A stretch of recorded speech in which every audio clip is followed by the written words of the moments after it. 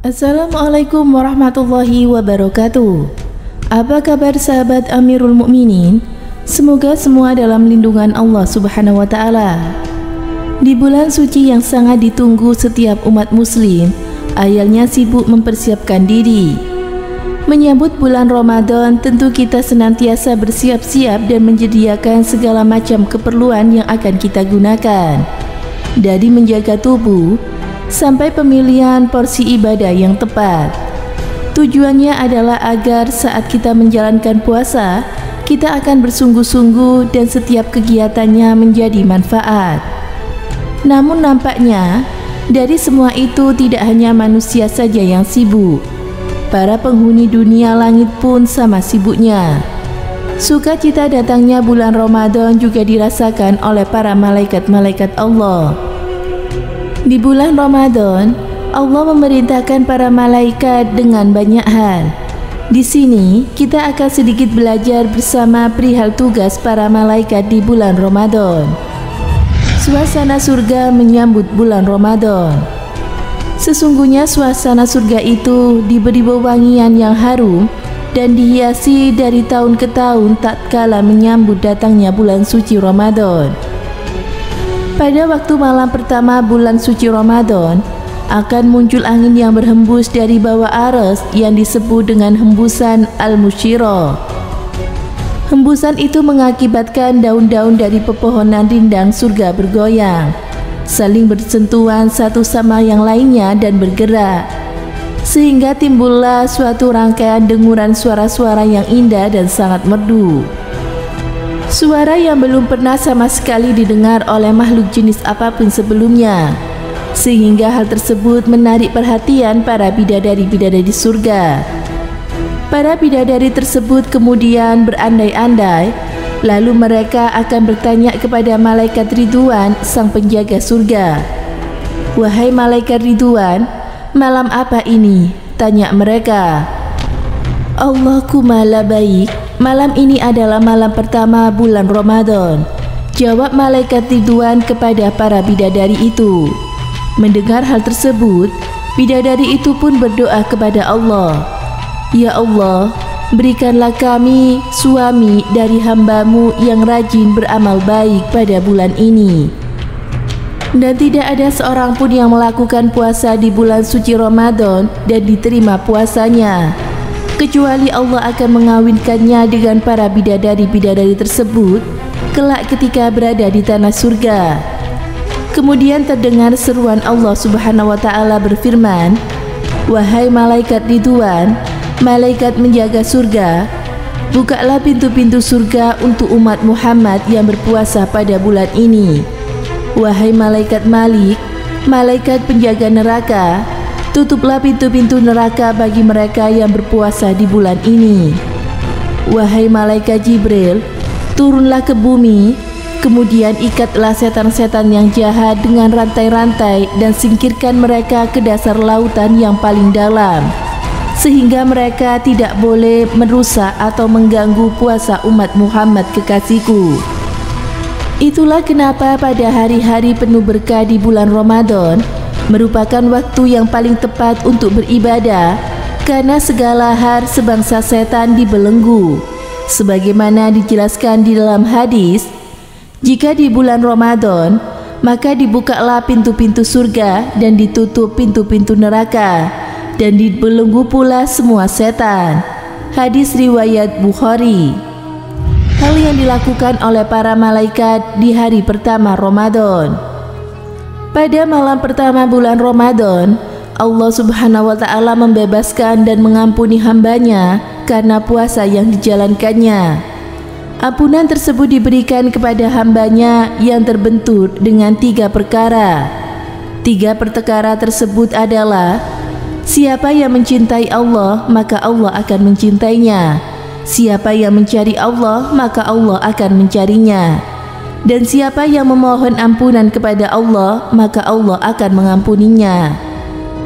Kemudian Allah Subhanahu wa taala akan memerintahkan para malaikat yang termasuk dalam golongan kiramal katibin, atau para malaikat yang bertugas sebagai pencatat amal manusia, untuk mencatat segala macam amalan kebaikan dari 3 kumpulan orang-orang tersebut dan kemudian menggandakannya atau melipat gandakan dan memerintahkan para malaikat untuk membiarkan atau tidak mencatat amal keburukannya. Bahkan Allah Subhanahu wa Ta'ala juga menghapus perhitungan atas dosa-dosa mereka yang terdahulu. Hal yang dilakukan oleh malaikat tatkala malam Lailatul Qadar. Dan apabila tiba pada malam yang ditetapkan oleh Allah sebagai malam Lailatul Qadar, Allah memerintahkan kepada malaikat Jibril dan rombongan besar malaikat untuk terbang dan turun ke bumi. Maka atas kehendaknya, malaikat Jibril turun dengan membawa panji atau bendera berwarna hijau dan kemudian akan diletakkan di puncak Ka'bah. Malaikat Jibril akan mempunyai 100 sayap di punggungnya. 2 di antaranya tidak pernah digunakan atau untuk terbang kecuali pada malam Lailatul Qadar. Bentangan kedua sayap itu meliputi arah timur dan barat. Kemudian malaikat Jibril memerintahkan pada rombongan malaikat yang mengikutinya untuk mengunjungi umat Rasulullah SAW. Malaikat-malaikat itu akan mengucapkan salam kepada setiap orang yang sedang beribadah kepada Allah. Mereka akan duduk, berdiri maupun berbaring di dekat umat Rasulullah SAW yang sedang melakukan sholat, dzikir, dan berbagai macam ibadah lainnya pada malam Lailatul Qadar tersebut. Para malaikat-malaikat itu kemudian akan berjabat tangan dengan umat Rasulullah SAW dan mengaminkan doa-doa yang dipanjatkan mereka hingga waktu terbitnya fajar. Ketika fajar telah mencuat di ufuk timur, malaikat Jibril kemudian akan menyuruh kepada para malaikat yang tengah menunggui kaum muslimin, "Ayo para malaikat, kembali, ayo kita kembali." Namun para malaikat itu enggan untuk beranjak pergi dan meninggalkan kaum muslimin yang sedang melakukan ibadah kepada Allah Subhanahu wa Ta'ala. Karena mereka merasakan gejolak kekaguman dan kenyamanan berada di antara para umat Rasulullah yang senantiasa beribadah kepada Allah, terlepas dari kelemahan, keterbatasan, setiap dosa dan kelalaian yang mereka perbuat. Mendengar gema suara malaikat Jibril untuk kembali ke langit, mereka kemudian bertanya, "Wahai malaikat Jibril, apa yang akan diberikan Allah untuk memenuhi doa orang-orang yang beribadah dari umat Muhammad ini?" Di sela serunya, malaikat Jibril akan menjawab, "Sesungguhnya Allah melihat pada mereka dengan pandangan penuh kasih sayang, memaafkan dan mengampuni mereka, kecuali 4 golongan manusia." Para malaikat-malaikat tersebut kemudian bertanya lagi, "Siapakah 4 golongan tersebut?" Malaikat Jibril menjawab, "Mereka adalah orang yang meminum khamar, orang yang durhaka kepada orang tuanya, orang yang memutuskan tali silaturahim, dan kaum musyahin atau orang yang bertengkar atau saling bermusuhan." Mereka yang merasa cukup puas dengan penjelasan dari malaikat Jibril kemudian kembali naik ke langit, pulang ke tempat mereka masing-masing. Itulah kesibukan dan tugas para malaikat di bulan Ramadan. Mereka menunggui orang-orang muslim yang beribadah dan senantiasa mengaminkan setiap doa agar Allah mengabulkannya. Itulah kenapa keutamaan beribadah tatkala bulan Ramadan merupakan nikmat yang luar biasa. Tentu saja setelah melihat sedikit tugas para malaikat di bulan Ramadan, pastinya akan membuat kita semakin bersyukur dan memberikan semangat dalam beribadah di bulan Ramadan tersebut. Semoga kisah tersebut dapat menjadi pengingat dan juga ilmu yang baik untuk kita semua. Amin. Semoga bermanfaat. Wallahu a'lam bishawab.